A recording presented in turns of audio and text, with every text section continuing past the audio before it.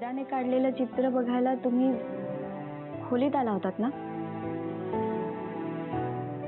आणि मगाशी सुद्धा तुम्हाला मनसोक्त चित्र बघता आलं नाही.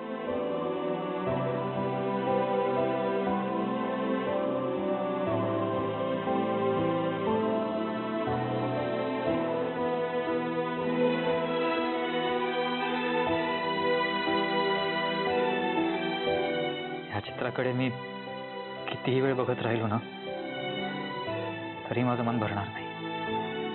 या चित्राचं मोल फक्त मी समजू शकतो. आता ह्या चित्राकडे तुम्ही मन भरेपर्यंत पाहिलेत ना तरी सुद्धा चालेल.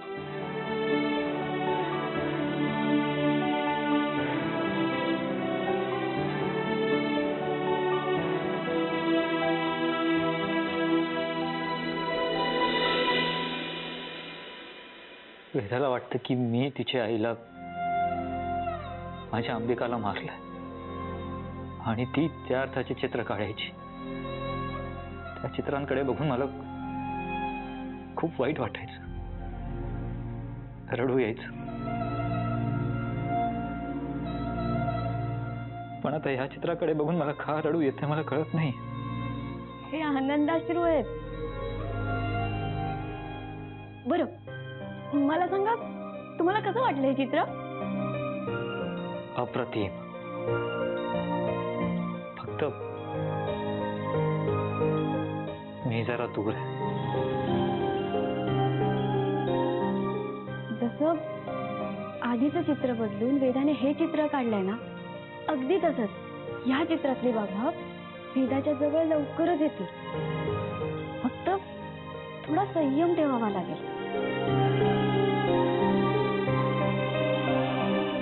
संयम संपत चाललंय माझं. धीर तर धरावा लागणारच ना. कसं आहे की आपल्या पायात जर काटा रुतला तर तो काढताना त्रास होतोच ना. पण एकदा का तो काटा निघाला की आपल्याला आराम पण मिळतो. अगदी तसंच आहे. वेदाच्या मनात तुमच्याबद्दल जो राग आहे, द्वेष आहे, तो ना त्या काट्यासारखाच आहे. आता तो काटा काढताना दोघांनाही त्रास होणारच ना. पण आपण प्रयत्न करत राहायचा. एकदा का तो काटा निघाला ना की बघा वेदा कशी तुमच्यावरती आधीसारखंच प्रेम करते. ते फक्त काटा निघेपर्यंत संयम ठेवावाच लागणार.